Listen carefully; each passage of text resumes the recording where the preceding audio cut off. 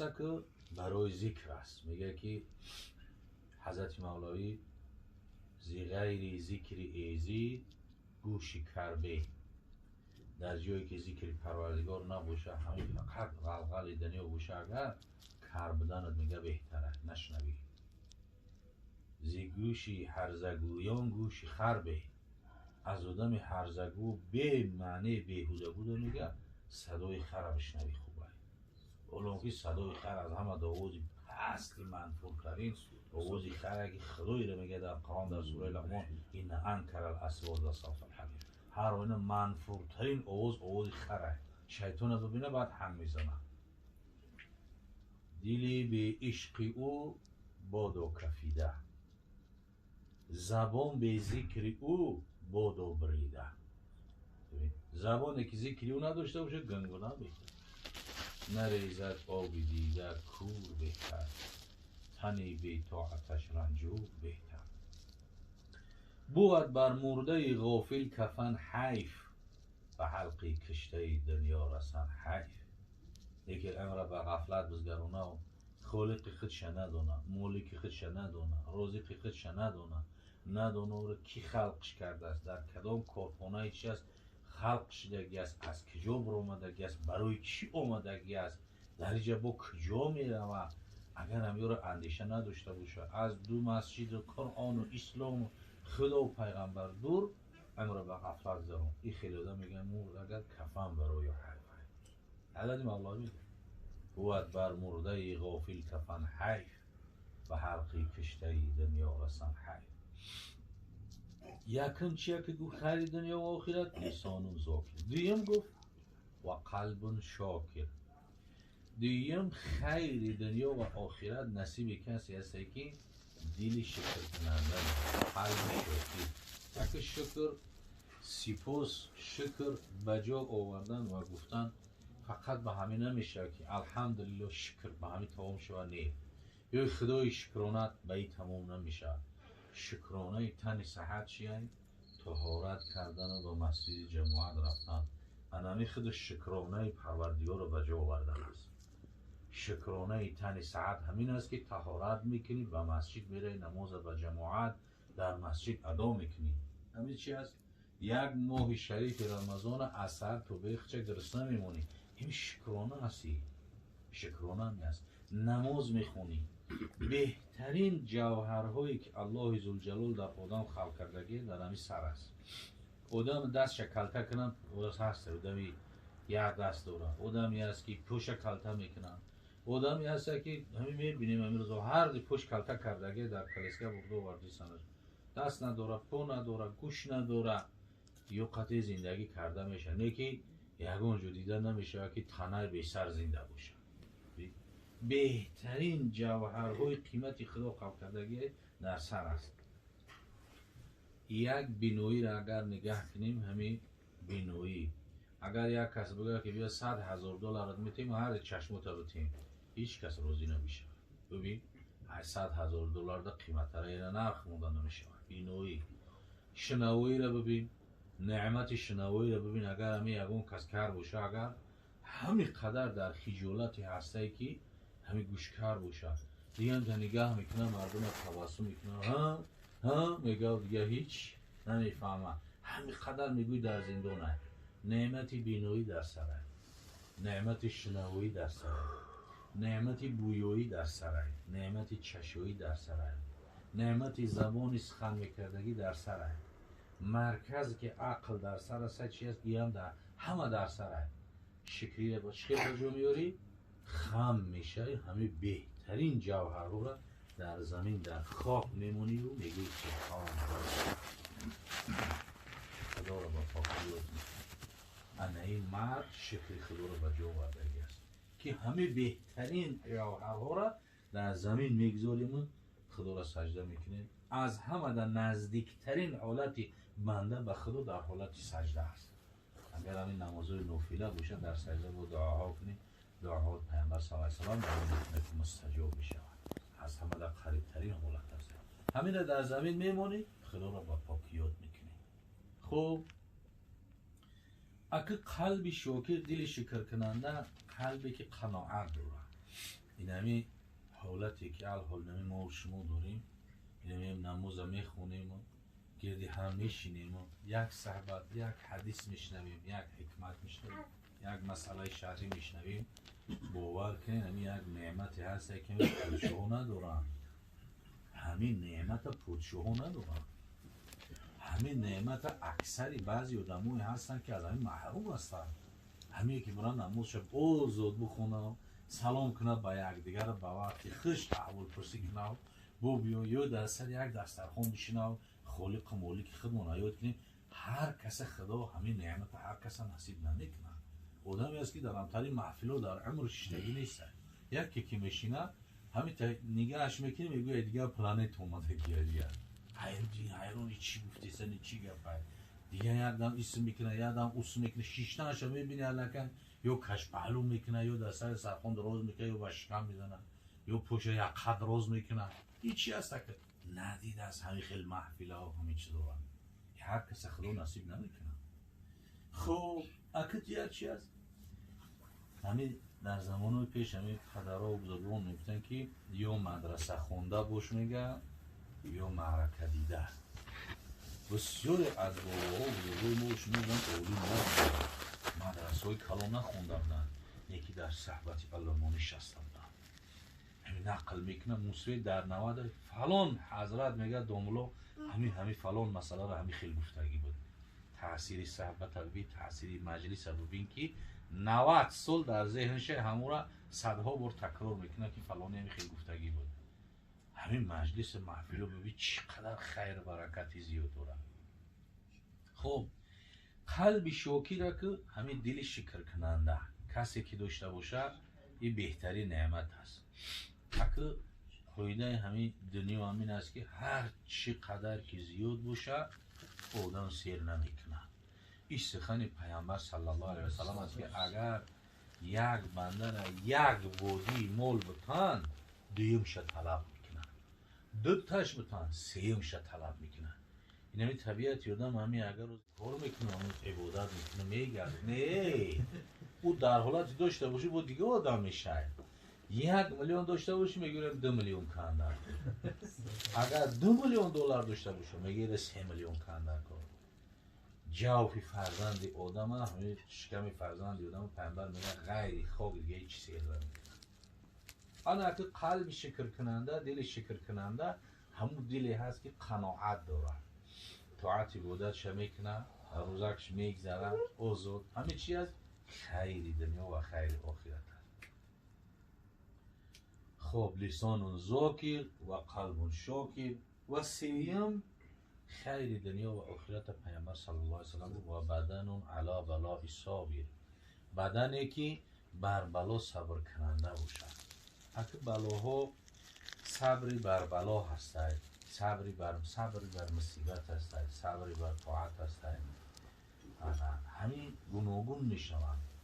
اگه بلاها اگر گاه وقت میآید به سر مسلمان بیا اگر این امتحان است، به سر کافر بیاید اگر این چی است که جزا است بلا است. یکی به سر مسلمان بیا امتحان است. امتحانات پروردگار در همه هست. همین اصلا برای چی ما زنده ایم و برای چی میمیریم، خدا برای چی خلق کرده است مرگ حیات. همین سوال الله ذوالجلال در سوره ملک خودش جواب میگردونه که خلق الموت و الحیات لیبلوکم ایکم احسن ای لیمتحنکم ایکم احسن عملا. پروردگار مرگ حیات خلق کرد و خاطر چی امتحان میکنه که کدام از ما و شما احسن عمل داره است. پس چی است که همه در معرض امتحان قرار دارن. از پیغمبر سرکردگی و سختترین امتحانات پروردگار اول و دوستای خودش است و پیغمبر ها است. ببین حضرت ابراهیم علیه السلام امر کردی بچه طبع قربانی کرد. اگر امور یک تیمو شما خوابی نمیکنی هرگیز از عهده‌اش نمیبری. حضرت چیکار کرد؟ گرفت شوز پاکش کرده، بنده گرفته، کرده گرفته بردش و همون کوه با هم پشتره بردش. و خاطر چی از ضعف کردن. امتحان پروردگار رو ببین، سختترین امتحانایی. این اگر کم ترنگ اندیشه کنی کی بچه چه دست پوش میبنده و گردنش رو کرد میبنده. امتحان پروردگار. از بعد پیغمبران بعد علما و صلاحا و شهیدا و هر کسی هستن صدیقین اینو که هستن اگر امتحان پروردگار هر کسی به قدر همو ایمان شهید و از همه ده این مسلمانی از همه یگان فضیلت بزرگ نجاتگی همه در امتحان پروردگار قرار دارن. امتحان خداوند گاه میشه به گرسنگی، گاه میشه به سیری، گاه میشه به فقر، گاه میشه به بیماری. این همی بیماری هم امتحان بود. این اومد به سر این مردم دیگه یک کسل اومد که دیگه یک ویروسی که به بچشم دیدش نمیشه. دیگه امریکا و خیتوی عبقنا دیگه بازونو زنده پیش یک ویروس.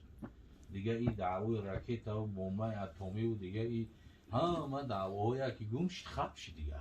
ببین قدرت پروردگار. همین هم امتحان خداوندش. چند نفر رو شنیدیم که گفتن که اگه کسل دیگه رهایی نداریم که میم بریم بردن قرضای مردم ندادن. ببین خیلی اکاری شید. برای بعضی آدم خوب شید. قرضای مردم بردن دادن. یکی میم برام قرضدار نمونه گفتن. ببینه. خب اگه کسی که قلبی شاکر داشته باشه خیلی دنیا و آخرت خدا نصیبش کرده است. دیگر بدنی بر بلا صبر کننده.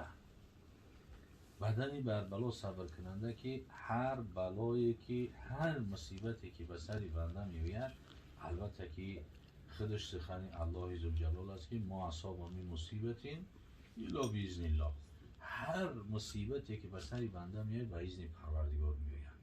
اگر اندیشه کنیم همین بعضی وقت کمبودی هایی که در خودمون میبینیم آخی با خدا را باید شکر کنیم دایم و شرم حیا کنیم که با این قدر نعمت های دودگی شوخی هیچی نداره. یک مراتب اگر صحابه یا تابعین اگر تاریخ همون رو ورق میزنید در مسلمانی هم و حیران میشه. در برابر مسلمانی وقتا مسلمان وقتنده ایزو میکشی دیگه شرم میکنی که و چی گونه بودن، چی گونه جان فدا بودن، چی گونه در عشق خدا و عشق رسول الله بودن، چی گونه دنیا را در 5 تین نمیخریدن، چی گونه شخصیت ها بودن. وقتی که او را میخونیم مقایسه میکنی در مسلمانیت شرم میکنی. خب و بدن علا بلا صابر و بدنی که بر بلا صبر کننده باشه اینم چی است که اینم خیر دنیا و آخرت است که در دین بلا میآید مصیبت میآید هر چیزی که میآید مسلمان باید که صبر داشته باشد صبور باشد. خداوند همراه صابران است. و چهارم چیزی که خیر دنیا و آخرت است این پیامبر صلی الله علیه و سلم بیان کردن و زوجه زنی که چی است که لا تبغیه فی نفسها ولا مالها در نفسش در مال شوهرش خیانت نمیکردگی باشد. همین زنی پاک دامن، زنی که مسلمان باشد، زنی که با تقوا باشد، زنی که همین 5 وقت نمازش میخوندگی باشد، از خدا میترسیدگی باشد. البته که این زن نه در مال شوهر خیانت کنه نه در شوهر خودش خیانت کنه. همین هم چی است؟ خیر دنیا و آخرت است که پیامبر صلی الله علیه وسلم در دیگر حدیث میگو که الدنیا متاع و خیر متاعها معرفت الصالح. دنیا همش همین متاع است. خوردنی، پوشیدنی، راه گشتنی، سوار شدنی، در بلوش خواب کردنی، همه اشیا هستند. و بهترین همین اشیای دنیا را پیامبر صلی الله علیه و سلم زن صالحه است. زن صالحه، زنی خوب، فرمانبردار، مسلمان، زنی که باشد شاگرد شوهر گوش میکردگی باشن، از قرآن حدیث با خبر باشن. زن اگر در خاندان پاکدامن باشه، اگر زنی خوب باشن، همه فرزندای خوب میآیند. تمامی همه مجتهدا و مفسرا را ما ببینیم مادرشون مادرای پاکدامن بودن، مادرای بودن که پاکدامن بودن، نمازخوان بودن، اهل قرآن بودن، اهل نماز تهجد بودن، دعاهاشون مستجاب میشید. همین بزرگا از همین خیلی مادرها تولد شدگی‌اند. یگان زنه که بدکاری بدرفتار فرزندی خوب تولد کردگی نیست. برای چی؟ همون زمین وقتی که زمینی ویرانه در روز یگان گل نهالی خوب نمیبرن. این مرد با منزله هم دهقان هم تخمه میکوره و میروه، لیکن چی است؟ نشأه نمو همه در همون چی است؟ بطنی همون زن میشوه و و خون و پوست و گوشتی همون زن قدرت میکنه میگیره. اگر زنی پاکنامان باشه هم فرزند پاکنامان میشه. برای همین است که بزرگان میگن که اگر زن در جامعه با علم باشه با تقوا باشه تمامی جامعه با علم پاکدامان و تقوا میشه. یکی نعوذ خدا نکرده اگر زن در جامعه فساد شد همه جهان فساد میشه. صدها هزار آفرین بر همه زنهای مردم ما و شما، صدها هزار آفرین که ببین هر کدام ما و شما قریب هر روز یا چند روز بعد در صحبت علما میشنیم سخن حالا را یک سری میشنیم. زنها کمتر محفل دارن، کی میشنون به چورو، کی میشنون، کی میدونن، اما مسجد رفتنشون من، خوندنشون من، کی میشنون گپ خدا و رسول الله. هزارها آفرین اونها که با در خونه نماز میخونه، قرآن میخونه، با شوهر اطاعت میکنه. خب این چی بود؟ چهارم. انا همین چهار چیزا رسول اکرم صلی الله علیه و سلم بیان کردن که خیر دنیا و آخرت است. زبان ذکر کننده، قلب شکر کننده، بدنی بر بلا صبر کننده و همسری که زنی که در مال شوهر و در خود شوهر خیانت نداشته باشه و با وفا باشه. الله ذوالجلال همین چهار نعمتی که پیامبر صلی الله علیه و سلم بیان کردن بر همه ما و شما نصیب روزی بگردن و خداوند توفیق هدایت و تقوامون زیاد کنن. الحمدلله که نمی شمردیم چشممون روشن شد و برکت این عزای داملو با خیلی چیزا با خبر شدگی هستین. همه حلال پرسیدن، حرام پرسیدن، همه که میپرسین این نشانه یعنی ایمان و تقوا است که ترا مجبورت میکنه که بپرسیره. این تقوا و ایمان نشانه شد. خداوند همه ما و شما را توفیق هدایت نصیب کنه. البته عرض کردن میشه از اعمال اینه که خوبی ما انشاءالله روحش خوشحال میگردن، پروردگار رو روحش خوشحال گردن. آمین. و فردا روز قیامت از شفاعت اون حضرت صلی الله علیه و سلم برخوردار و با نصیب باشیم. آمین. بعدا برسون به ارواح جمیع مؤمنین و مؤمنات، مسلمین و مسلمات، ارواح گذشته هامون، ارواح پدر و مادرامون، بابا و بیبی هامون، اونایی که از ما امید دعا دارن، خصوصا به ارواح گذشته های صاحبای این منزل مکان، خداوند رحمت و مغفرت شان کن. پروردگار رو از دیدار بی‌مثال و از شفاعت حبیب محمد صلی الله علیه و سلم برخوردار و با نصیب آمین. ای خدای بزرگ غیرت مون بده، همت مون بده، هدایت مون که هر کاری را میکنیم به خاطر تکلیف. آمین. ریاکار نباشیم، نوشیگری هم ریاکار شویم. پروردگار عمل میکنیم به خاطر تکلیف، صحبت میکنیم به خاطر تکلیف، دعا میکنیم به خاطر تکلیف، جای میشینیم به خاطر تمنشینیم. خداوند هدایت موکه. و ایلا فرد و روز قیامت نمیدونم احوال چی میشه بعد. چی دانند مردم که در جامعه کیست؟ نویسنده داند که در نامه چیست؟ مرایی که چندین عمل می نمود چه دیدند هیچش در انبار نبود. کلید در دوزخ است آن نماز که در چشم مردم گذاریده است. پروردگار و غیرت و همت مونده که همه عملامو به خاطر تو باشد. خداوند این جوانایی را که الحمدلله جمع اومدن شو به خاطر تو است، نشست شو به خاطر تو است، رفتار و گفتار و کردار و اجتماع شو به خاطر تو است، از جمعی بلا و گزند و حفظ کن. همچنانه که در دنیا با هم دوست قرین هستند فردا روز قیامت پروردگار رو همنشین همدیگر شو گردان. که همین چخیله که حضرت بلال قبل از وفات در سکرات موت زمزمه میکرد غدا القی احبه محمدا و حزبه، فردا ملاقات میکنم دوستدارام محبام محمد صلی الله علیه و سلم اصحاب بزرگوار. همین ما هم در آخران لحظات حیات بدهیم که انشالله فردا رسول خدا صلی الله علیه و سلم اصحاب بزرگوار علما را که وارثای رسول الله صلی الله علیه و سلم بودن انشالله ملاقات بکنیم. ربنا آتینا فی الدنیا حسنه و فی الاخرة حسنه و قنا عذاب النار. آمین.